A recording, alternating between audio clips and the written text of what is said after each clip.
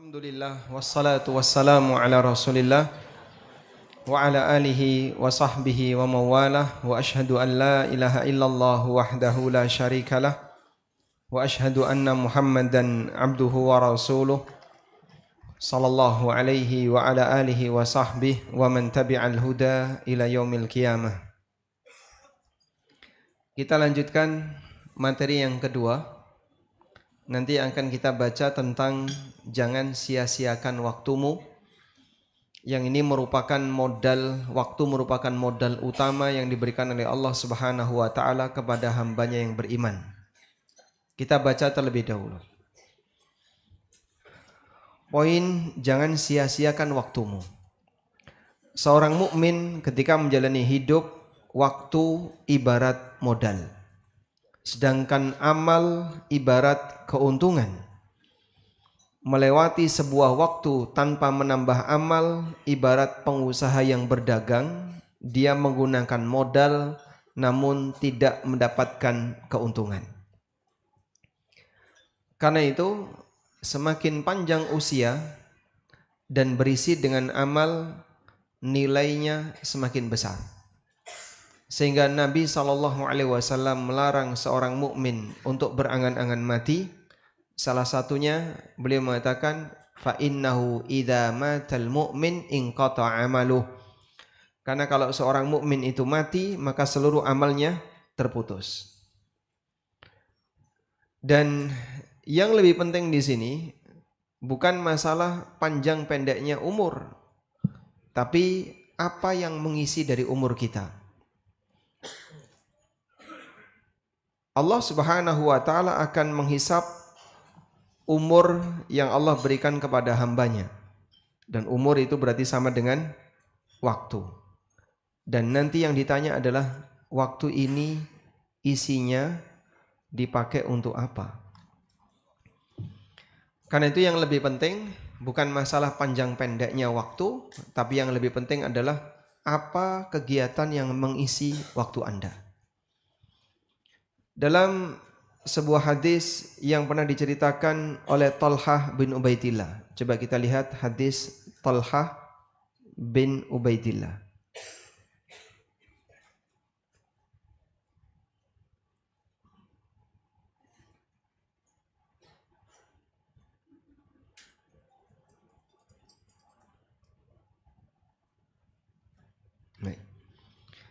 Hadis ini mungkin menjadi sebuah pelajaran penting berkaitan dengan nilai sebuah waktu.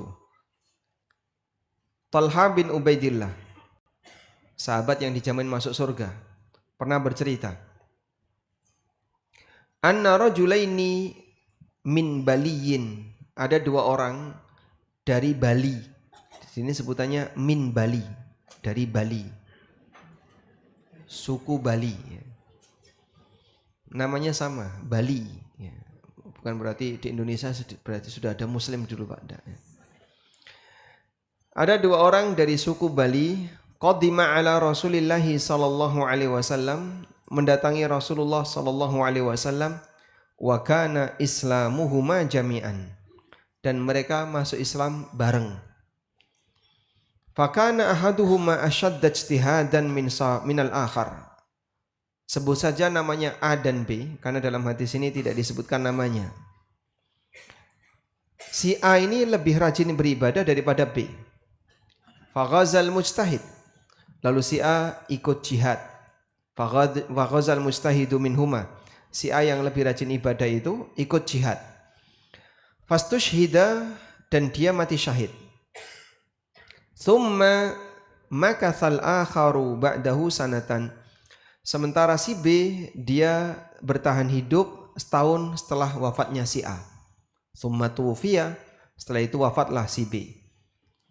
Qala Talha menceritakan, fara'aitu fil manami, lalu aku bermimpi, baina ana inda babil jannah, dan aku ketika itu berada di depan pintu surga. Idza ana bihima, ternyata saya dibersamai oleh A dan B. Aku bermimpi berada di depan pintu surga, saya bersama A dan B. Fa kharaja kharijun minal jannah. Lalu keluarlah penjaga surga. Fa'adhina lilladzi tuwfiyal akhiru minhuma. Kemudian penjaga surga ini mempersilahkan si B untuk masuk surga duluan. Tsumma kharaja. Kemudian keluar lagi. Fa'adhina lilladzi istushhida. Lalu dia mengizinkan si A yang tadi mati syahid. Tsumma raja'a ilayya. Kemudian orang itu balik dan menemuiku. Faqala, lalu dia mengatakan, irji fa innaka lam ya'ni laka ba'du. Kamu pulang dulu karena kau belum waktunya mati. Akhirnya pulanglah Talha. Begitu pulang, Talha bangun tidur. Fa asbaha Talhatu yuhadditsu bihin nas. Lalu Talha menceritakan hal ini kepada masyarakat. Fa'ajibu lidzalika. Mereka pun terheran dengan berita yang disampaikan oleh Talha. Sehingga jadi berita viral. Terdengar ada yang aneh di situ. Fabalagha dzalika Rasulullah sallallahu alaihi wasallam, hingga tibalah berita itu kepada Rasulullah sallallahu alaihi wasallam. Fahaddatsu wa haddatsuhul haditha, dan mereka menyampaikan hal ini kepada Nabi sallallahu alaihi wasallam. Faqala, lalu beliau bertanya, min ayyi dzalika ta'jabun? Apa yang membuat kalian terheran? Faqala, lalu mereka mengatakan, ya Rasulullah, hadza kana ashaddar rajulaini ijtihadan. Si A ini kan lebih rajin ibadah. Tsumma stushhida, kemudian dia mati syahid.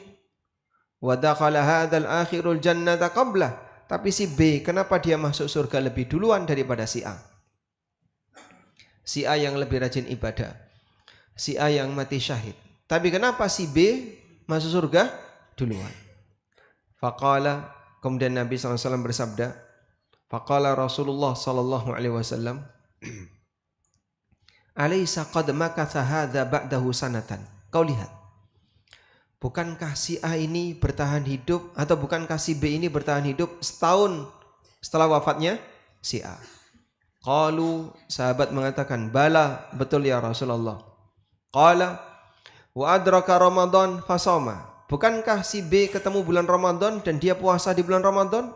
Wa shalla kadza wa kadza min sajdatin fi sanah, dan dia salat sebanyak sekian rakaat selama 1 tahun? Qalu, mereka menjawab, bala, betul ya Rasulullah.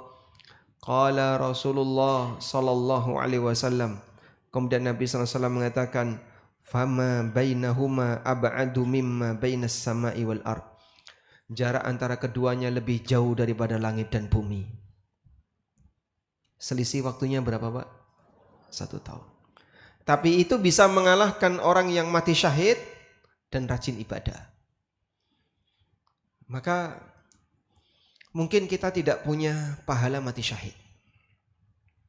Tapi ada satu peluang di mana kita bisa mendapatkan surga yang lebih tinggi daripada yang mati syahid, yaitu ketika Anda bisa memanfaatkan waktu dengan baik.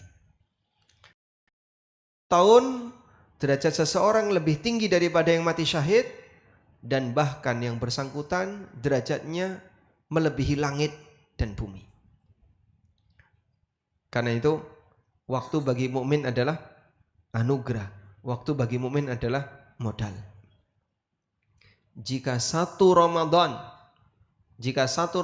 bisa menyebabkan seseorang derajatnya lebih tinggi daripada langit dan bumi, apalagi banyak Ramadan. Maka manfaatkan dengan baik, Bapak Ibu yang dimuliakan Allah, kesempatan ketika kita dipertemukan oleh Allah dengan bulan Ramadan. Baik, selanjutnya. Bagi ulama masa silam, kehilangan waktu lebih menyakitkan daripada kehilangan harta. Seperti yang pernah disampaikan oleh Ibnu Mas'ud radhiyallahu anhu. Ma nadimtu ala syai'in nadmi ala yaumin gharabat syamsuhu naqasa fihi ajali wa lam yazdad fihi amali. Belum pernah saya merasa menyesal melebihi penyesalanku terhadap hari yang berlalu dengan tenggelamnya matahari. Usiaku berkurang tapi amalku tidak bertambah. Ajalku makin dekat tapi amalku tidak semakin banyak. Sehingga kita mungkin ketika scroll HP, selesai scroll HP, bleksep merem tanpa ada perasaan berdosa. Kita banyak menyanyiakan waktu untuk ngobrol dengan teman, ngobrol dengan yang lain, bahkan bisa berjam-jam tanpa ada perasaan bersalah. Bagi para sahabat, kehilangan satu hari tanpa amal, mereka sangat menyesal. Makanya kalau kita sedang ibadah, biasanya yang kita lakukan kan kapan segera selesai. Ya, sehingga Anda misalnya baca Al-Quran, baca 1 juz, sudah dapat sekian lembar, udah merasa capek, lihat jam, udah jam 9, belum selesai. Terus dilihat kurang berapa lembar, masih banyak ternyata, udah jam 9. Akhirnya dia baca lagi, tertatih-tatih dia baca, tapi pikiran dia kapan selesai. Lain halnya kalau Anda misalnya ngobrol sama temen ya, ngobrol sama temen, kok udah jam 9 ya, ra kroso nek wis jam 9.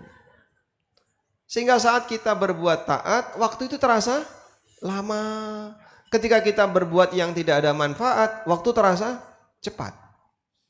Orang kalau sudah main game ya, kecanduan game ini kan bahaya sekali Pak. Bahkan sampai yang dewasa pun masih kecanduan game seperti itu. Orang mancing, kecanduan game, seneng ngobrol, seneng ini. Itu kehilangan kesempatan waktu dalam jumlah besar tanpa ada penyesalan. Bagi dia santai saja.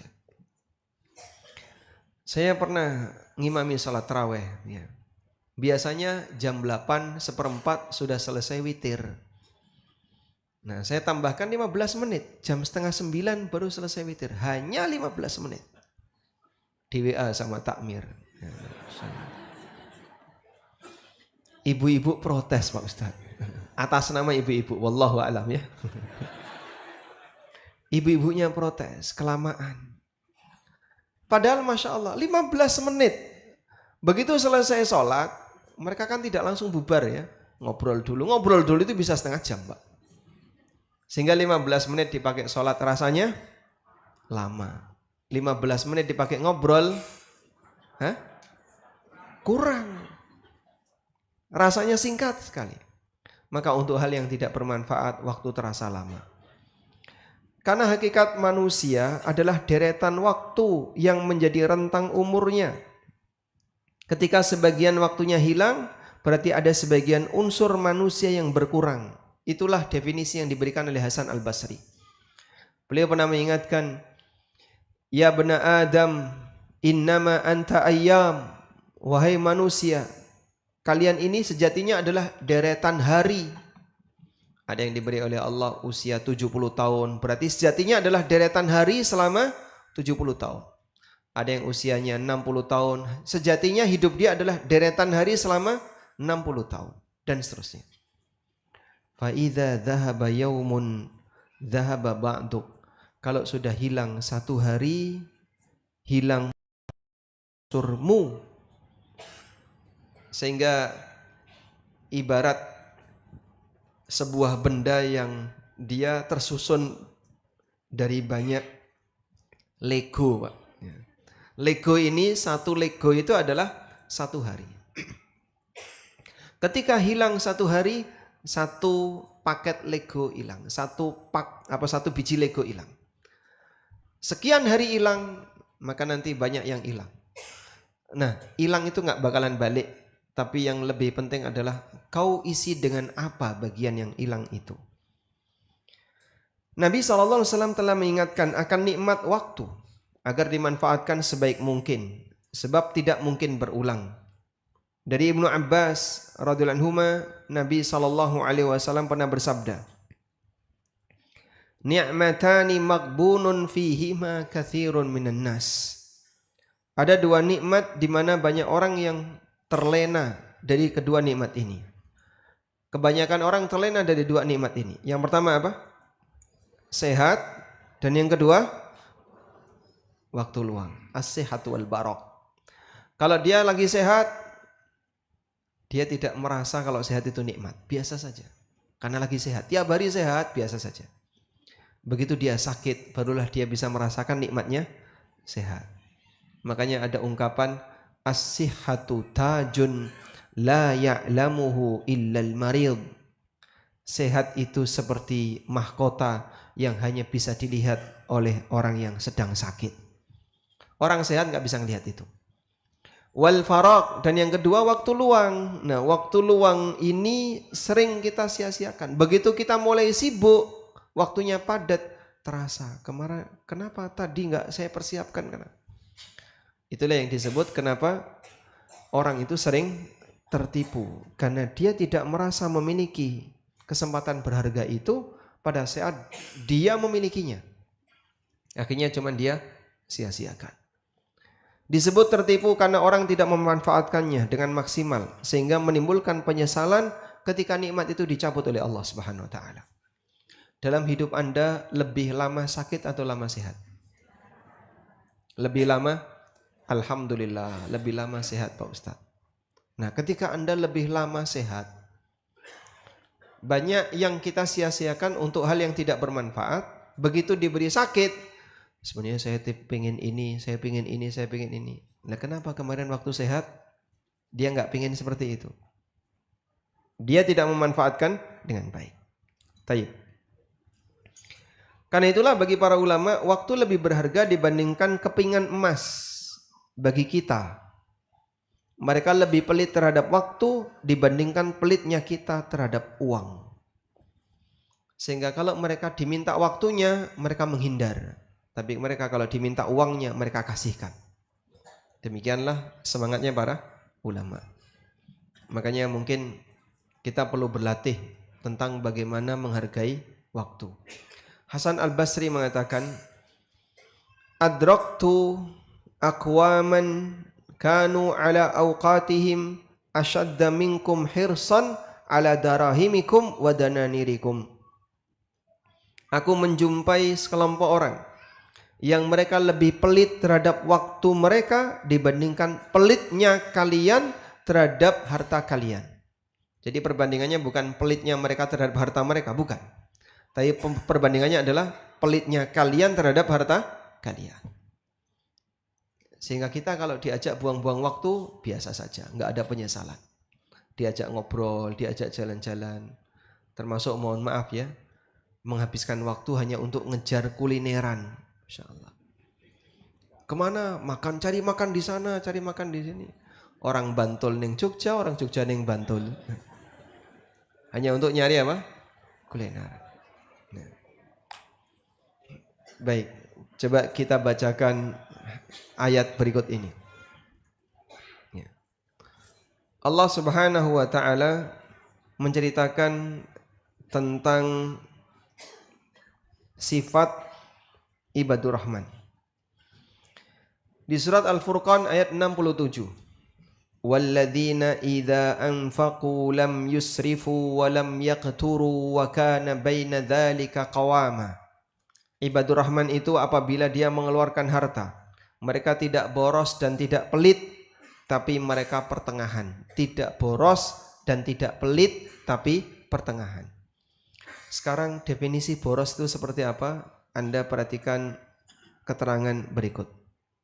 Al-Baghawi dalam tafsirnya menyebutkan contoh fenomena boros yang mungkin banyak terjadi di masyarakat di zaman sekarang. Ini nggak bisa diperbesar, Pak. Saya coba perbesar, nggak bisa ya. Baik. Terlihat? Terlihat nggak? Terlihat, alhamdulillah. Saya tanya terlihat atau tidak ya? Bukan bisa saya bacakan. Qala Umar Ibn Khattab. Umar bin Khattab pernah mengatakan, kafa sarofan, cukuplah orang itu disebut boros, alla yashtahiyar rajulu syai'an, setiap kali seseorang menginginkan sesuatu, illa ishtarahu fa'akalah, langsung dia beli dan dia makan. Ya, kayaknya kita kena semua ini. Sehingga pengen ini kejar ke sana, pengen apa lagi kejar ke sana, istrinya pengen dikejar ke sana, Masya Allah. Apakah setiap kali yang kita pengen tertentu langsung kita turuti? Makanya mungkin sesekali Pak ya, ketika Bapak pengen sesuatu, enggak, aku enggak turuti keinginan kamu, wahai nafsuku. Jadi sesekali ketika kita pengen sesuatu ditahan, saya enggak mau, saya enggak turuti keinginan kamu. Ayo Pak, beli itu Pak. Enggak, saya mau iktikaf saja di masjid. Tujuannya dalam rangka untuk mendidik hawa nafsu, biar tidak selalu dituruti. Karena kalau hidupnya hanya selalu nuruti keinginan nafsu, enggak ada ujungnya. Di sini sudah tegas disebut sebagai apa? Tindakan boros. Apa bahaya boros? Apa bahaya boros? Boros itu dibenci oleh Allah. Allah tidak menyukai la yuhibbul musrifin. Allah tidak mencintai orang yang bersikap boros. Ada dua ayat. Innahu la yuhibbul musrifin. Kita ambil di surat Al-A'raf. Ya bani Adam, khudhu zinatakum inda kulli masjidin wa kulu washrabu wa la tusrifu innahu la yuhibbul musrifin. Allah tidak mencintai orang yang israf. Kebayang enggak ketika bapak pulang atau ibu pulang, begitu sampai rumah tiba-tiba suaminya bilang, aku tidak mencintaimu. Nah, aku juga. Berantem itu nanti jadi. Jadi ketika kita mendapatkan respon, aku tidak mencintaimu, kita nggak suka. Kebayang nggak ketika yang menyampaikan itu adalah pencipta kita, Allah Subhanahu Wa Taala. Allah mengatakan, Innahu la yuhibbul musrifin. Allah tidak mencintai orang yang boros. Maka tolong diwaspadai berkaitan dengan praktek boros. Lanjut. Karena itu Allah bersumpah dengan menyebut demi waktu untuk menyatakan bahwa semua manusia rugi. Wal asri innal insana lafi khusr. Demi al-asr. Al-asr itu apa sih Pak? Ada 3 makna yang diberikan oleh para ulama untuk kata al-asr. Makna yang pertama, al-asr artinya waktu. Makna yang kedua, al-asr artinya asar, waktu asar. Makna yang ketiga, al-asr artinya sholat asar. Tayyib. Jumhur mengatakan al-asr maknanya adalah waktu. Demi waktu. Innal insana lafi khusr. Sesungguhnya manusia itu akan rugi. Anda perhatikan ini. Dalam sumpah, di situ ada sesuatu yang dijadikan sebagai sumpah, kata yang dijadikan sumpah. Ini disebut dengan muqsam bihi. Disebut muqsam bihi. Muqsam bihi artinya kata yang dijadikan sebagai sumpah. Kalau dalam ayat wal asri, demi waktu, berarti muqsam bihinya apa? Muqsam bihinya adalah al-asr, waktu. Ya?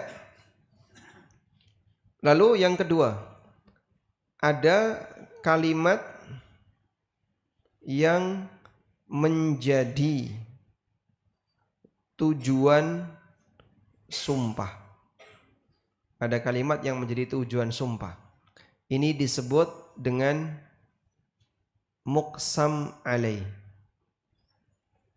Muqsam alaih. Nah, muqsam alaih dalam ayat ini apa? Pernyataan. Innal insana lafi khusrin. Pernyataan. Innal insana lafi khusrin. Ini muqsam alaih. Muqsam alaih itu apa sih Pak? Tujuan sumpah. Nah, kaidah sumpah itu ada kaidah ya. Muqsam bihi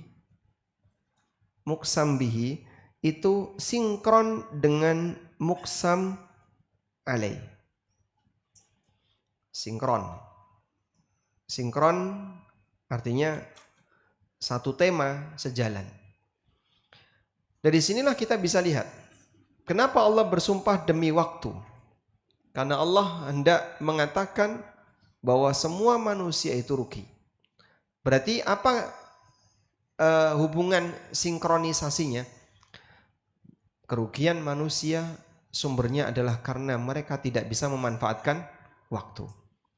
Ini menunjukkan bahwasanya sumber kerugian manusia disebabkan karena mereka tidak bisa memanfaatkan waktu. Sehingga mereka tidak bisa memanfaatkan modal itu dengan baik. Tayyib. Dan yang namanya orang bersumpah, dia tidak mungkin sumpah begitu saja. Karena begini, sumpah itu kalimat turunan. Sehingga harus punya kata tempat menggantung, kata muta'alliq bihi. Kalimat atau ada kalimat untuk menggantungkan sumpah. Jadi misalnya Anda ketemu teman Anda, wallahi, wallahi apa? Ya wallahi, wallahi apa? Demi Allah apa kan itu? Karena kan tidak ada orang tiba-tiba ngomong demi Allah, tapi setelah itu selesai. Itu kalimat final belum?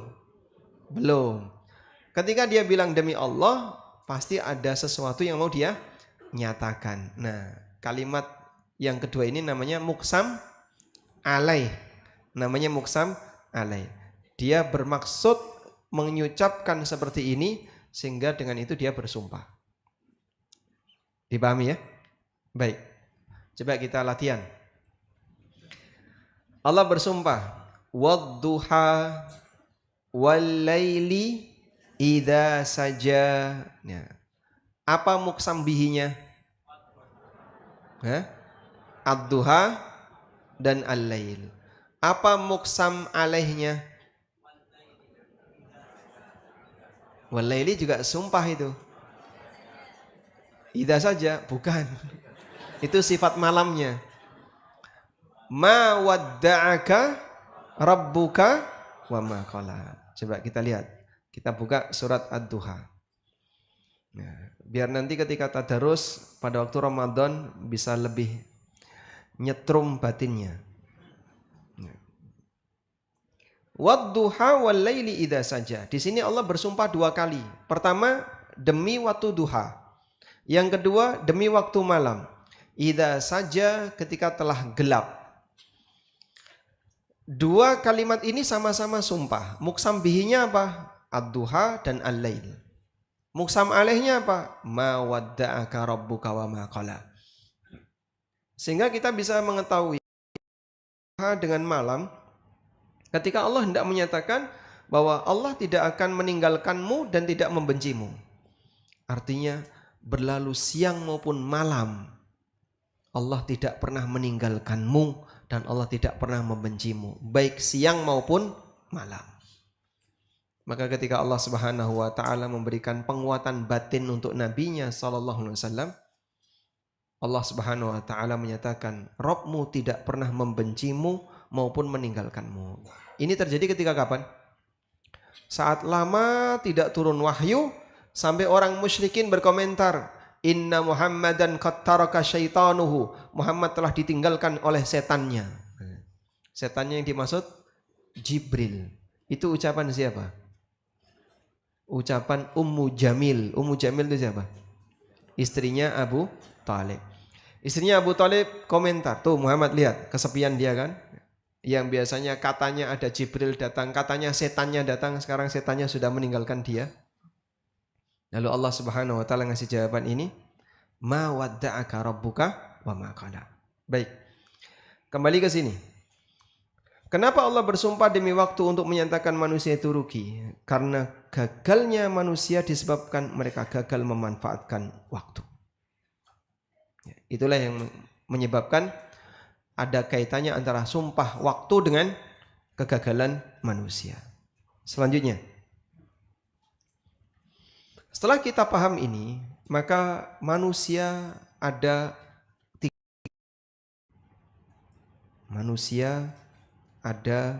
tiga keadaan. Di posisi ketika manusia ini melakukan perjalanan menuju Allah, dan nanti dia akan pulang.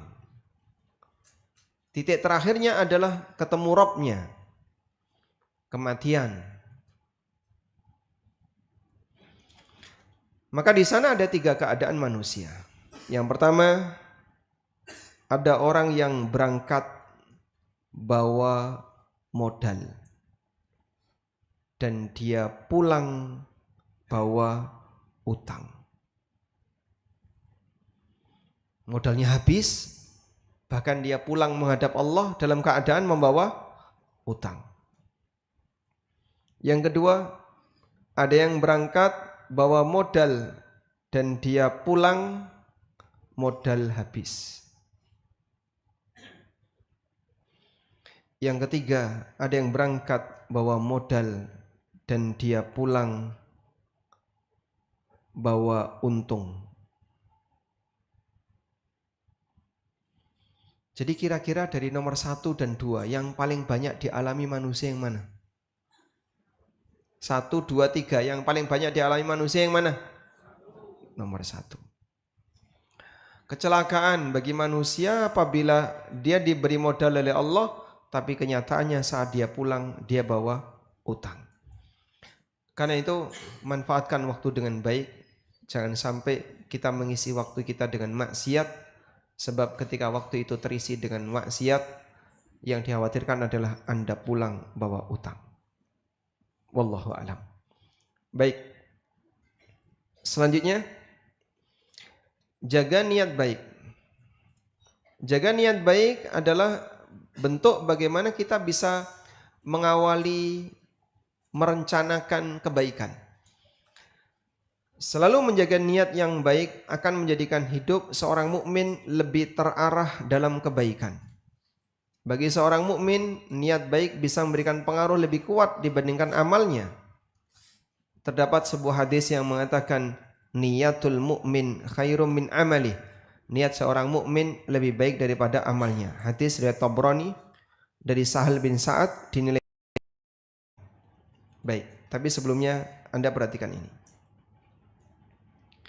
Jaga niat yang baik itu ada 2 makna. Ada 2 makna. Yang pertama adalah jaga ikhlas. Yang kedua adalah jaga keinginan dan rencana Anda.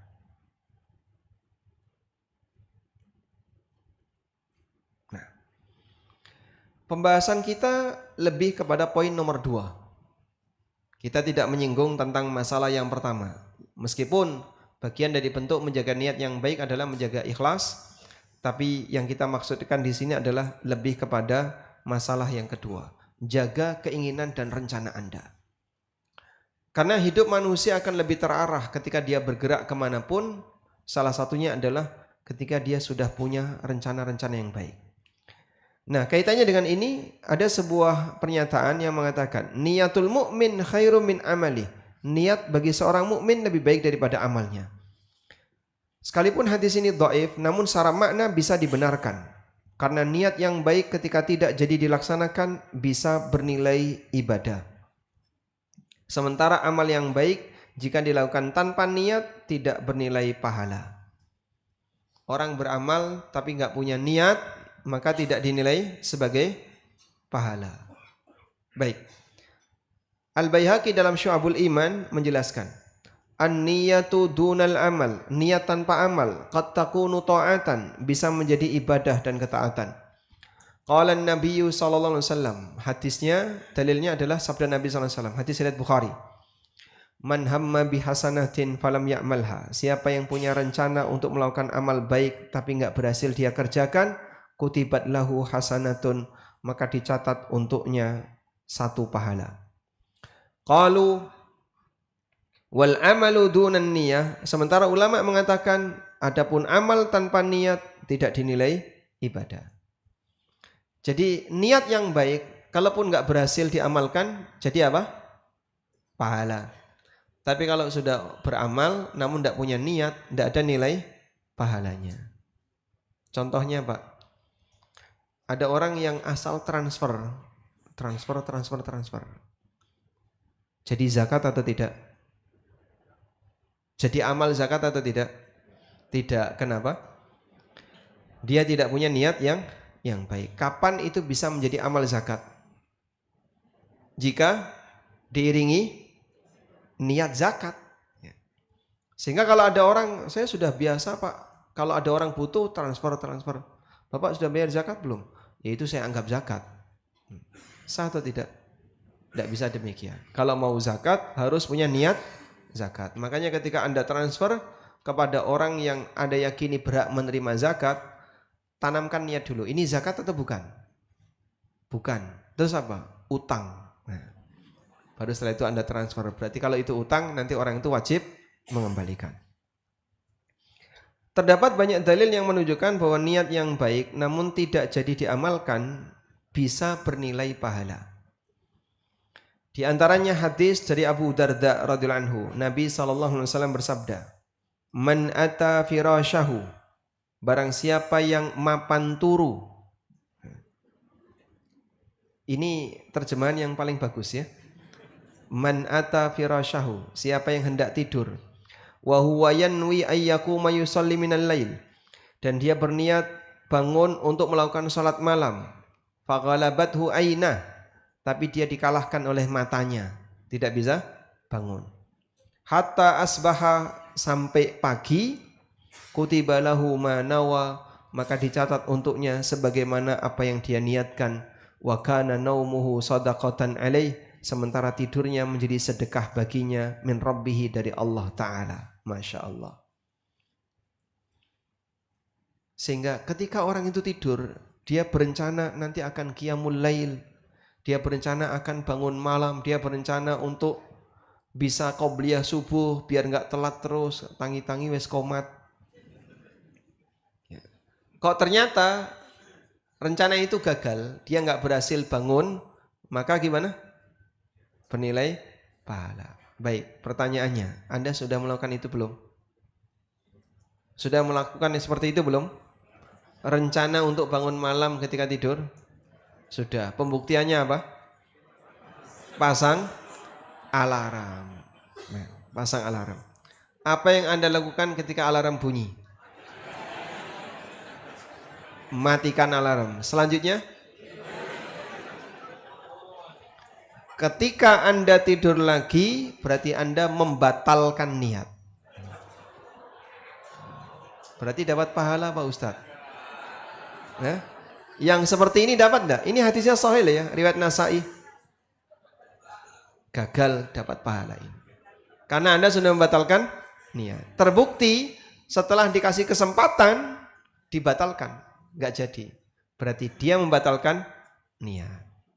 Ya, makanya jangan coba-coba setelah alarm bunyi dimatikan, tarik selimut. Karena Anda tidak mendapatkan kesempatan dapat pahala sementara tidurnya sedekah dari Allah Ta'ala. Baik. Sebab ketika orang sudah memiliki niat, hanya tinggal satu langkah untuk berubah jadi amal, yaitu adanya sarana dan tidak ada penghalang dalam mengamalkannya. Maka Allah Subhanahu wa Ta'ala menghargai tekad baik, maksud baik sang hamba, sehingga yang bersangkutan tetap diberi pahala oleh Allah Subhanahu wa Ta'ala. Oleh sebab itu Nabi SAW menyatakan, para sahabat yang tidak ikut jihad karena sakit mendapatkan pahala sebagaimana yang berangkat jihad. Nabi SAW bersabda di hadapan pasukan ketika menuju Tabuk. Tabuk itu di mana? Utara jauh Madinah. Perjalanan di masa silam 1 bulan. Pesawat berapa lama kemarin Madinah Tabuk? 2 jam. 2 jam itu Jakarta Medan. Iya, Jakarta Medan berapa jam? 2 jam. Dari Jakarta Medan itulah perjalanan yang ditempuh sahabat ketika jihad ke arah Tabuk. Nabi SAW mengatakan, inna bil madinati larijalan masirtum masira Wala qata'tum wadiya. Sesungguhnya di Madinah ada beberapa orang. Setiap kali kalian menempuh perjalanan atau melewati lembah, illa kanu ma'akum. Sejatinya mereka membersamai kalian. Membersamai dalam apa? Membersamai batinnya. Walaupun jasadnya ada di Madinah, tapi hatinya sedang ikut jihad. Habasahumul marad. Dia tertahan karena sakit. Nah, yang dialami oleh para sahabat, peta harapan sahabat, peta harapan para sahabat yang dinyatakan oleh Allah dalam Al-Quran. Mereka semuanya punya harapan mati syahid. Namun kondisi mereka ada dua. Ada yang berhasil mati syahid, ada yang berhasil mati syahid. Dan yang kedua, ada yang masih menunggu giliran. Yang masih menunggu giliran ini gimana Pak? Dia sedang siaga untuk mati syahid. Allah Subhanahu wa taala berfirman tentang bagaimana situasi batinnya para sahabat. Allah taala mengatakan, minal mu'minina rijalun sadaqu ma'ahadullaha alaih. Di kalangan orang mukmin itu ada lelaki-lelaki yang mereka membuktikan komitmen mereka di hadapan Allah, membuktikan untuk mati syahid. Faminhum man qadha nahbah. Di antara mereka ada yang sudah menunaikan hajatnya. Menunaikan hajatnya maksudnya sudah berhasil mati syahid. Wa minhum may yantadir. Dan di antara mereka ada yang masih menunggu giliran kapan aku mati syahid. Tapi dia selalu siaga syahid. Wa ma baddalu tabdila. Dan mereka tidak pernah berubah niat. Mereka tidak pernah berubah niat. Enggak kemudian gara-gara sekarang aku sudah nikah, saya sudah enggak ada keinginan lagi untuk jihad. Enggak. Sekarang aku sudah punya anak, nanti kasihan bayinya enggak ada yang ngerawati. Sekarang saya sudah enggak ada keinginan untuk jihad. Enggak demikian. Wa ma baddalu tabdila. Mereka tidak pernah berubah niat. Kira-kira di zaman sekarang ada enggak Pak seperti ini Pak? Seharusnya kita suasanakan seperti itu. Sehingga Muslim ahlu sunnah. Muslim ahlu sunnah. Mereka punya cita-cita apa? Kita punya kesamaan cita-cita apa kira-kira di sini? Masuk surga itu cita-cita pasca kematian. Sebelum kematian. Cita-cita apa yang kita punya keseragaman rata-rata? Berangkat haji. Masya Allah. Baik. Ada yang belum berangkat haji? Angkat tangan. Banyak ya. Pengen berangkat haji enggak? Baik. Semuanya pengen. Semua punya keinginan untuk berangkat haji. Kaum muslimin ada dua. Ada yang berhasil haji. Ada yang kedua. Ini yang A ya. Ada yang B. Siaga haji. Yang pengen haji sudah siaga haji belum? Sudah siaga haji belum? Apa yang disiapkan? Udah olahraga tiap hari Pak Ustaz. Fitness. Memperkecil badan. Diet. Ada yang sudah mendaftar di haji reguler? Sudah. Lama enggak? Lama. Tapi saya selalu siaga. Kapanpun dipanggil, saya langsung datang. Bayarnya wallahu alam. Pokoknya saya pengen berangkat. Nah, itu berarti dia di posisi siaga beramal. Siaga beramal. Siaga beramal sampai pada titik ketika dia berhasil.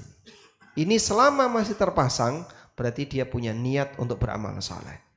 Karena itu di posisi inilah mereka walaupun tidak beramal bukan karena mereka malas, bukan pula karena tidak suka beramal, namun mereka tidak beramal karena ada uzur yang menghalangi.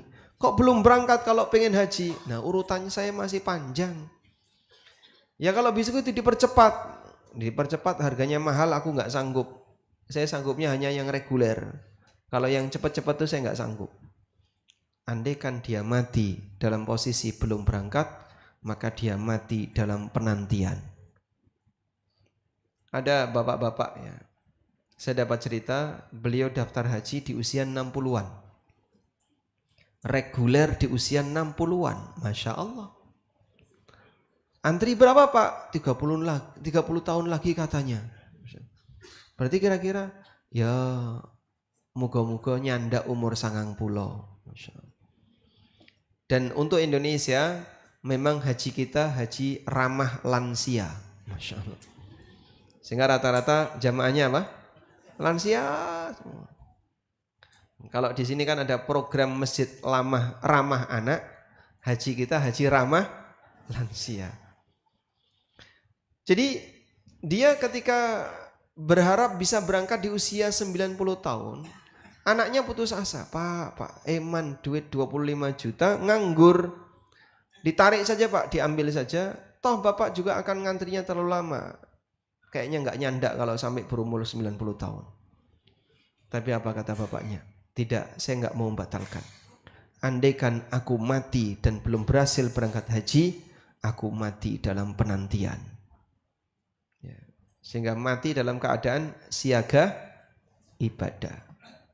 Sebentar lagi kita akan mau ketemu dengan bulan suci Ramadan. Anda merasa bahagia atau sedih? Bahagianya kurang kompak. Anda merasa bahagia atau sedih? Bagi sebagian orang kan kadang kok tiba-tiba Ramadan. Tiba-tiba Ramadan. Karena dia merasa ini baru saja kemarin puasa, qadha belum beres, tiba-tiba di depannya sudah sebentar lagi Ramadan. Di samping itu niat juga menentukan kualitas amal seorang hamba. Nah, ini berkaitan dengan masalah ikhlas tadi. Nilai dari pahala yang didapatkan oleh seseorang diantaranya ditentukan oleh kualitas niatnya. Sebagaimana keterangan Abdullah bin Mubarak, beliau pernah mengatakan, "Rubba amalin saghirin tu'azzimuhun niyah." Betapa banyak amal yang kecil tapi jadi besar nilainya gara-gara niat. Wa rubba amalin kabirin tusaghiruhun niyah. Betapa banyak amal yang besar jadi kecil gara-gara niat. Maka jangan remehkan niat. Orang kan sekarang banyak berusaha mencari amal ringan, pahala besar. Inilah yang sering dibicarakan oleh orang. Tapi Anda perlu tanamkan, semua amal jika diterima besar sekali. Semua amal jika diterima oleh Allah statusnya amal yang besar sekali. Kenapa Pak? Karena ketika amal itu sudah diterima oleh Allah, jangan lihat besar kecilnya lagi. Balasannya surga. Sehingga jangan lihat cuman kayak gitu. Cuman kayak gini kalau diterima oleh Allah balasannya surga. Yang luasnya seluas langit dan bumi. Coba kita lihat hadis berikut ini. Nabi SAW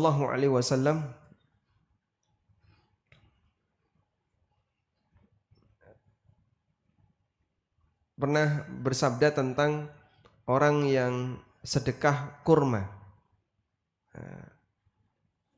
Tasaddaq. Baik. Dalam sebuah hadis yang diriwayatkan oleh Bukhari, Rasulullah SAW pernah bersabda, "Man tasaddaqa bi'adli tamratin min kasbin tayyib." Barang siapa yang bersedekah dengan harta berupa kurma, sebiji kurma. Berapa harga? Harga sebiji kurma itu berapa Pak? Anda dikasih mungkin gak doyan. Harganya anggaplah 500 perak. Min kasbin tayyib, tapi dari penghasilan yang halal. Wala yaqbalullahu illa tayyib, dan Allah tidak menerima kecuali dari yang halal. Wa innallaha yataqabbaluha biyamini, maka Allah akan menerimanya dengan tangan kanannya. Tsumma yurabbiha, kemudian Allah akan mengembangkannya.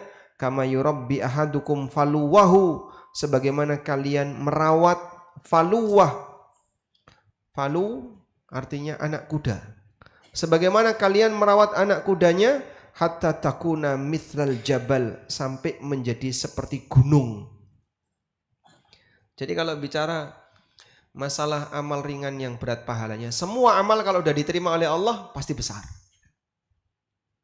Walaupun hanya sedekah seberat biji kurma. Ya, maka jangan remehkan amal soleh. Yang lebih penting adalah kendalikan niat. Amal besar jadi hilang makna jika niatnya kecil. Haji itu amal besar atau kecil, Pak? Haji, Pak, amal besar. Tapi kalau orangnya punya niat yang remeh, jadinya nilainya kecil.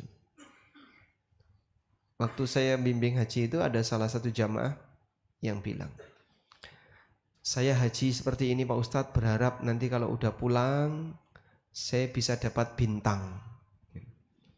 Jadi dia punya jabatan di keanggotaan belum sampai tingkatan bintang, persis di bawah bintang, tapi nggak naik-naik sampai ke bintang. Akhirnya dia haji dengan harapan nanti kalau pulang bisa dapat bintang.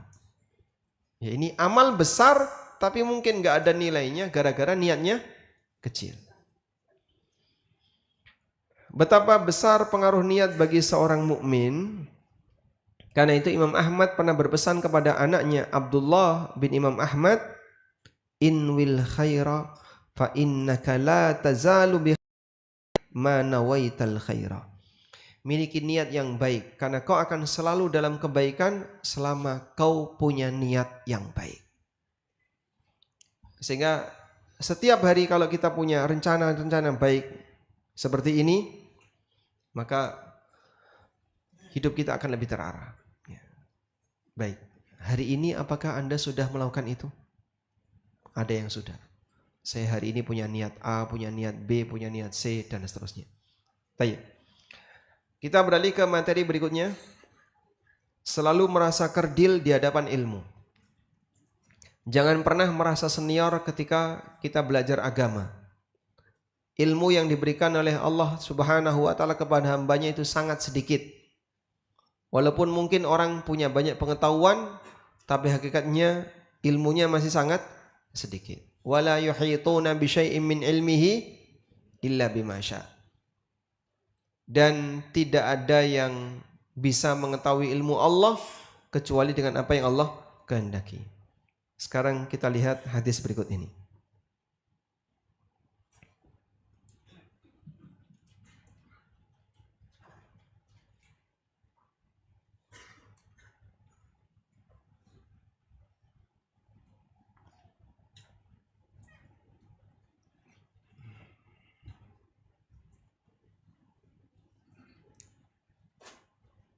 Nah, ini hadis yang menceritakan pertemuan antara Khidir dengan Musa. Pada saat Khidir ketemu dengan Musa, ada sebuah pernyataan yang disampaikan oleh Khidir. Hadisnya cukup panjang.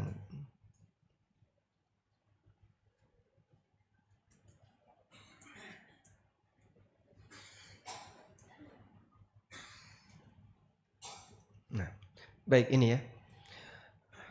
Qala ya Musa, Khidir mengatakan kepada Musa, wahai Musa, innaka ala ilmin min ilmillah, allamakahullahu la a'lamuhu. Wahai Musa, kau punya ilmu yang Allah ajarkan kepadamu yang aku tidak mengetahuinya. Wa ana ala ilmin allamani Allah, dan Allah Ta'ala, aku memiliki ilmu yang Allah ajarkan kepadaku, la ta'lamuhu, yang engkau tidak mengetahuinya. Baik. Jadi ilmu yang diberikan oleh Allah Subhanahu wa ta'ala kepada hambanya itu seperti cara Allah membagi rizki. Ada yang dikasih sebagian, ada yang dikasih sebagian. Tapi antara yang dikasihkan ke A dan yang dikasihkan ke B berbeda. Sehingga A punya ilmu yang tidak dimiliki oleh B, B punya ilmu yang tidak dimiliki oleh si A. Dan tidak ada orang yang bisa menguasai semuanya. Sebagaimana tidak ada orang yang bisa menguasai semua rizki yang ada di alam ini. Sehingga misalnya Pak, siapa orang yang paling kaya di dunia saat ini? Anggaplah misalnya Elon Musk. Apakah Elon Musk menguasai hartanya Bill Gates? Tidak. Apakah Bill Gates menguasai hartanya Elon Musk? Tidak. Sehingga dia punya harta, tapi dia tidak memiliki apa yang dimiliki oleh temannya ini. Demikianlah realita kehidupan. Ilmu juga seperti itu. Dan disebutkan dalam sebagian riwayat, waktu Khidir bersama Musa, tiba-tiba ada seekor burung yang terbang, lalu dia minum air di sebuah danau. Setelah itu burung itu terbang lagi. Kemudian Khidir mengatakan, wahai Musa, perbandingan antara ilmuku dan ilmumu itu seperti air yang tadi diambil sedikit oleh burung itu dibandingkan dengan lautan dan danau yang ada di bawahnya. Selanjutnya, ketika kita dilahirkan, kita dalam kondisi tidak mengetahui apapun. Hingga Allah bukakan untuk kita ilmu dan pengetahuan setahap demi setahap. Allah Ta'ala berfirman, Wallahu akhrajakum min butuni ummahatikum la ta'lamuna syai'a wa ja'ala lakumus sam'a wal absara wal af'idah la'allakum tashkurun. Allah mengeluarkan kalian dari rahim ibu kalian dalam keadaan tidak mengetahui sesuatu apapun. Dia memberi kamu pendengaran dan penglihatan serta fuad agar kalian bersyukur. Jadi begini ya. Manusia belajar. Allah sediakan manusia ketika belajar 3 piranti. 3 piranti untuk belajar. Apa saja tadi? Pendengaran, kemudian penglihatan, satu lagi, fuad. Pendengaran, penglihatan, dan fuad. Baik. Di posisi ketika manusia itu belajar, dia berawal dari nol. Berawal dari nol. Dari nol itu kenapa? Tidak tahu apapun. Saya dan Anda sama-sama dari nol. Kita dan Imam Syafi'i sama-sama dari nol. Cuman ada orang yang ketika belajar, dia hatinya seperti danau yang bisa menampung banyak air. Tapi ada orang yang ketika belajar, hatinya itu seperti cekungan kecil yang hanya bisa menampung sedikit air. Begitu hujan dikit sudah luber. Belajar sebentar pusing Pak Ustadz. Nah, itu karena apa? Hatinya sempit. Tapi ada orang yang hatinya luas, dia belajar banyak, dia nggak merasa pusing. Dia punya banyak pengetahuan. Nah, ada 3 piranti yang diberikan oleh Allah: pendengaran, penglihatan, dan fuad.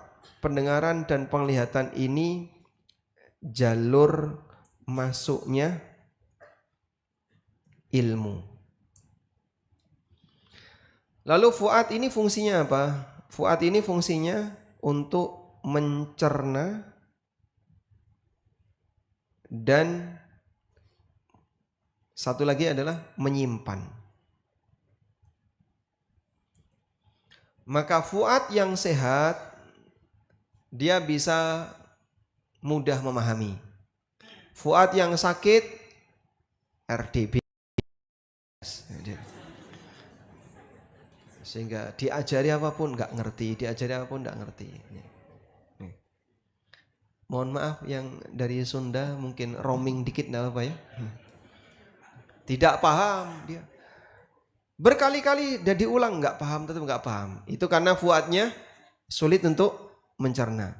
Fuad yang sehat punya daya tampung yang kuat. Dia bisa menyimpan lebih banyak dan menyimpan lebih lama. Penyimpanan yang bagus itu gimana Pak? Bisa banyak plus lama. Fuad yang sakit, daya simpannya sedikit, itu pun bocor sehingga tidak bisa tahan lama.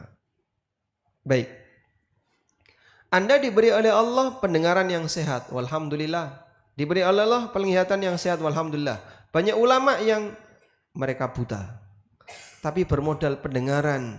Namun fuadnya luar biasa. Sekali dengar, hafal. Sehingga dia punya banyak ilmu.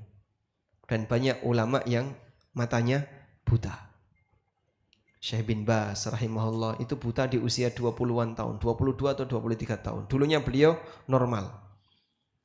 Bahkan beberapa ulama ahli tafsir seperti Qatadah Ibnu Di'amah, muridnya Anas bin Malik, itu buta sejak lahir. Tapi beliau sekali dengar hafal karena fuadnya sehat. Nah, kita diberi pendengaran oleh Allah, tapi pendengaran ini ditutup. Kenapa? Ngantuk. Masya Allah. Sehingga kalau ngantuk itu mata tidak melihat, pendengaran tidak berfungsi karena ngantuk tadi. Tadi ngomong apa? Masya Allah. Aku ngantuk kok. Masya Allah. Ini masjid apa ya Pak? Kok enggak ada khutbahnya? Begitu dia datang duduk merem, tangi-tangi komat. Ini masjid aliran apa kok enggak ada khutbahnya? Sampean turu. Maka ilmu bisa masuk kalau pendengarannya menyala. Ilmu bisa masuk ketika penglihatan menyala. Dan yang lebih penting adalah fuadnya sehat. Nah, sekarang bagaimana cara agar fuad ini sehat? Contoh fungsi fuad itu kayak gimana sih Pak? Saya kalau membuat ilustrasi seperti ini. Andaikan Anda belajar di forum ini sambil bawa kucing, ya. Kucingnya bisa mendengar nggak? Bisa. Bisa melihat nggak? Bisa. Punya fuad nggak? Tidak. Karena fuadnya dia nggak punya, maka kucing tidak bisa mencerna dan tidak bisa menyimpan. Walaupun dia mendengar. Kita bicara dia mendengar. Tapi dia nggak punya fuad. Sehingga dia tidak bisa menyimpan. Nah, jaga kesehatan fuad agar lebih mudah mencerna dan lebih lama menyimpan. Fuad biar sehat itu gimana?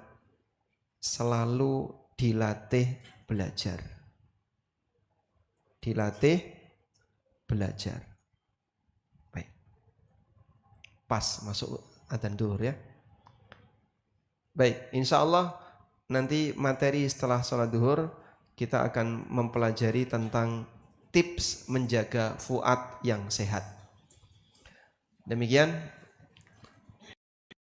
jamaah setelah sholat duhur nanti balik lagi. Boleh pulang nggak? Sering Ustaz. Oh belum ya. Insya Allah kita ada sesi ketiga insya Allah. Insya Allah. Wassalamualaikum warahmatullahi wabarakatuh. Wa ala alihi wa sahbihi wasallam.